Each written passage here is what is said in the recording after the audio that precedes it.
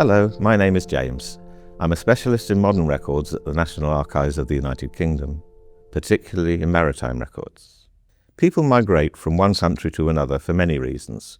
Sometimes this might be to seek religious or political freedom, or the need to escape war or poverty. Other reasons can include ambition and the desire to better oneself and to grasp the opportunities available overseas, particularly in post-revolution America. The National Archives has many records relating to emigration, but because of the nature and limited scope of them, there can be no certainty of finding information on a particular individual. Cataloguing and digitization has made immigration records far more accessible, but for many records there are limitations, such as when the records began to be kept systematically, the duration of those records, the amount of information recorded, and gaps where there is no information available. Often, it is easier to track down records and information relating to British ancestors among the immigration records of the receiving country's national archives. In this film, we will look at passenger lists and records of birth and death at sea, passport registers and compensation claims made by Loyalists in America who had supported the British in the Revolutionary War, and the trust fund records relating to refugees after the Second World War. Passenger lists between 1776 and 1889 have not survived. A small number of passenger lists and correspondence can be found in shipping company archives scattered across libraries, local archives and maritime museums, but there is no central register or catalogue. The National Archives holds passenger lists for outward journeys from 1890 to 1960 in the series of records BT27. A copy of each outgoing passenger list was deposited with the harbour master prior to departure, and these lists were sent to the Board of Trade. They only exist for ships destined for ports outside of Europe and the Mediterranean Sea. These lists have all been digitised, and you can search and download the passenger lists for a fee on Find My Past and Ancestry websites. These lists do not include passengers who joined ships en route. Between 1845 and 1851, over 1.25 million Irish emigrated to the USA as a result of the potato famine. By 1851, Liverpool was the prime migrant port of Europe, sending approximately 160,000 passengers to America in that year alone. These included many emigrants from mainland Europe who travelled across to the UK before embarking for America.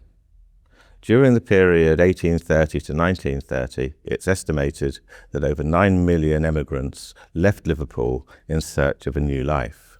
Cunard, White Star, Allen Line and Guion all sailed from Liverpool, and passenger ships also departed for America from other ports such as Southampton, London and Glasgow. By the end of the 19th century, there was increasing competition from companies taking emigrants directly from Italy, Germany, France and Holland. Numbers declined following the First World War and the Great Depression, and many lines either ceased to trade or amalgamated, such as Cunard White Star. Numbers fell further when restrictions on immigration were imposed by the United States in 1926. Passenger lists do not survive beyond 1960, when cheaper fares and faster journeys by air made transatlantic voyages far less popular. Included amongst our collection is BT 27594, which contains the passenger lists for SS Philadelphia going from Southampton to New York on the 21st of March 1908. On the list we find Leslie Hope and his mother Avis and 5 of his brothers. Leslie is better known as comedian and actor Bob Hope.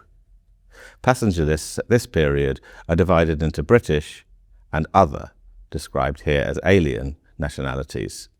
For British nationals, there are columns indicating whether they are English, Scottish, Welsh, Irish or British colonials. The Hope family were travelling under a single ticket, number 2861, and young Bob, or Leslie, was only 3 years old. In BT 27688, we have a box of outward lists, including that for SS Rona, which set sail for Quebec and Montreal from Southampton on the 20th of September 1910. The list includes Charlie Chaplin and Stanley Jefferson, better known as Stan Laurel, as part of an acting troupe bound for America. Household names like Charlie Chaplin and Stan Laurel travel to America, often in acting troupes, attracted by the birth of filmmaking and Hollywood. Another actor who made his way across to America with a troupe was 16-year-old Archibald Leach, later known as the actor Cary Grant.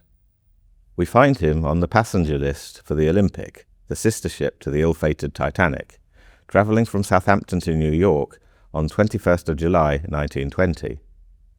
At this period, the passenger lists are still divided into British and alien passengers, but there are no subdivisions for British nationality. Grant was part of the Bob Pender stage troupe and was travelling with fellow acrobats Leslie Brooks, Patrick Harper and Henry Hart on a single ticket number 213321. In another passenger list, for the Queen Elizabeth, travelling from Southampton to New York on the 8th of October 1952, we find Stan Laurel and his wife Ida, as well as Oliver Hardy and his wife Lucille. This time, as a naturalised American citizen, Laurel is travelling as an alien, or non-British subject, in the part of the list for non-trans migrants, or citizens whose country of permanent residence was the destination country. They are travelling first class on the luxury Cunard liner, returning from a successful tour of Europe. Records of immigrants to the USA are also available online on the Ellis Island website. The immigration records begin in 1892 and end in 1920, which covers some of the years of the National Archives passenger lists. So you may be able to cross-reference the UK departure records with the US arrival lists if they fall within those dates. Shipping lines provided transport and cheap fares, although conditions were crowded and death from disease was rife. Most emigrants travelled in the cheapest class accommodation, known as steerage. The accommodation was frequently overcrowded, and with poor ventilation, diseases such as cholera and typhus reached epidemic proportions, and many emigrants died as a result, particularly prior to the 1870s, by which time virtually all emigrants to America travelled by steamship, which helped to cut journey times considerably. From about 1900, third-class cabins replaced steerage accommodation, and although they were Spartan, this was a considerable improvement. The General Register Office maintains records of births, marriages and deaths of British nationals at sea in their marine registers. You can search indexes from 1761 to 2005 online through sites such as Find My Past and Ancestry. And once an index entry has been located, you can order a certificate from the General Register Office itself for a small fee. Records of births and deaths at sea can also be found in various registers in the National Archives between 1854 and 1890 across several BT record series. All these records have been digitised and are searchable on the genealogist for a fee. Here you can see the entry for the birth of a Charlotte Hadfield on the 10th of August 1856 on board the City of Baltimore, an Inman Line ship travelling from Liverpool to Philadelphia. Her parents were recorded as William and Charlotte Hadfield, and we get the name of the priest who christened her on board, and of the master of the ship who recorded the entry. A single series, BT 334, contains registers of births and deaths at sea, maintained by the Registry General of Shipping and Seamen from 1891 to 1964. These registers have been digitised and are searchable at Find My Past for a fee. Volume 52 includes a register of deceased passengers on Titanic, which sank in April 1912, where the deaths are officially recorded in June. Against the particulars of the ship, we get the date of death and location of death in longitude and latitude. The entries are organised by class and then by letter of surname.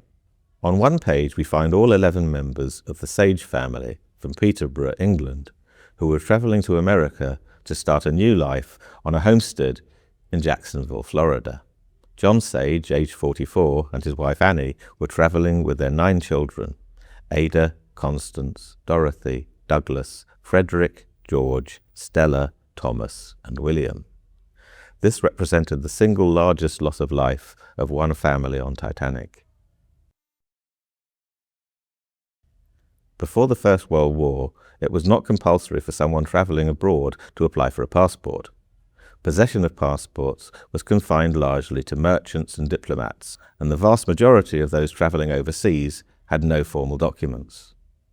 A single entry book of passes issued between 1748 and 1794 is held in the National Archives under the reference FO 366-544. The Foreign Office also maintained registers of passport applications between 1795 and 1948.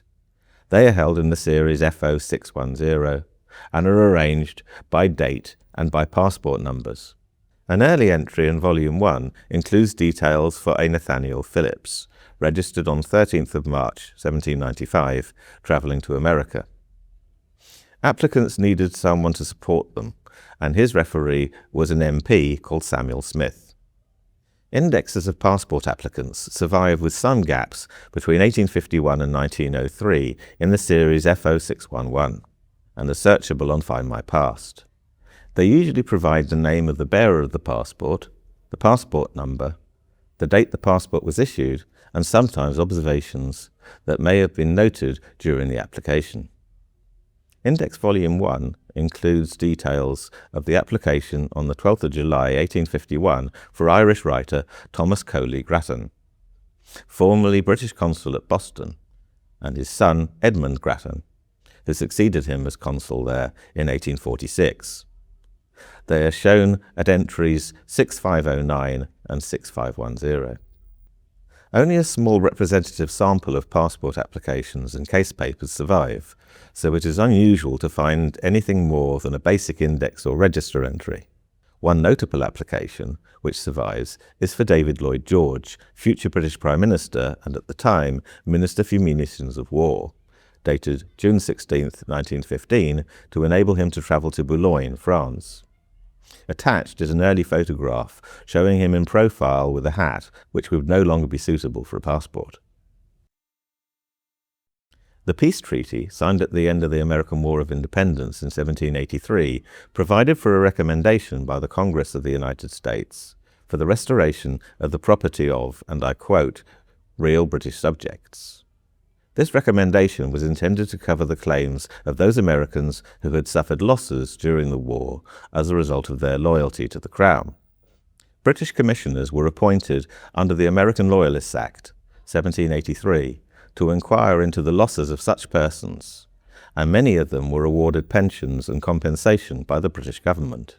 At the National Archives, records of the Claims Commission, in Audit Office Series AO 12 and AO 13, and Treasury records in the series T50, T77 and T79 contain details of compensation claims of American loyalists who had suffered hardship, usually loss of goods and properties, as a result of their loyalty to the Crown during the American Revolutionary War.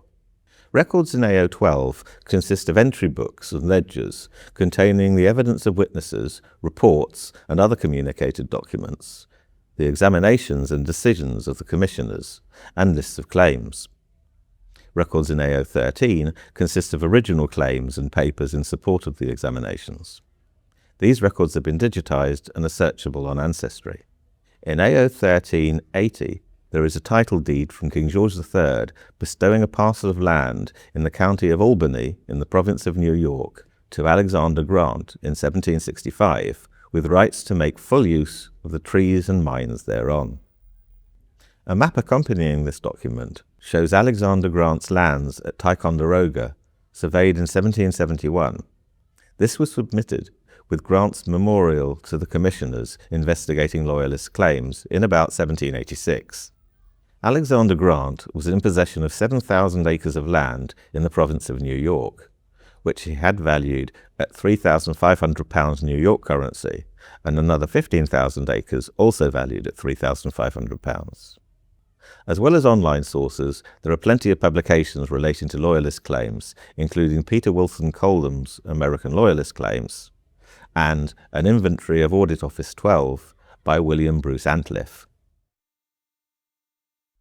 In a Home Office series, HO294, there are papers of the Czechoslovak Refugee Trust, established by the British government in 1939, and of its voluntary predecessor, the British Commission for Refugees from Czechoslovakia. There are specimen personal files of refugee families and case papers, of other refugee families, extracted from files that have not been preserved. In many instances, these provide a detailed case history. Permanent resettlement of refugees was possible on only a very restricted scale during the war, but by about the end of 1947, the resettlement of refugees from Nazism had been substantially achieved. Some of the refugees stayed in Britain, while others went to Palestine, and many settled in America. Volume 130 consists of letters regarding travel arrangements for Czech refugees to come to America.